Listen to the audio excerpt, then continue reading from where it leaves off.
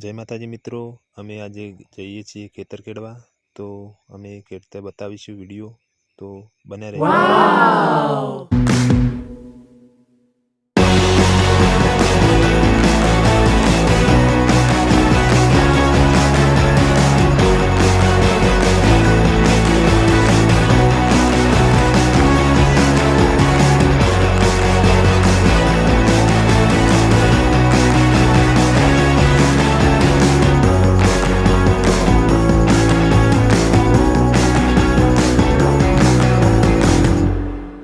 मित्रों खेतर खेड़ाई गयुं छे अने आमां वाववानुं छे उनाळु दूधी।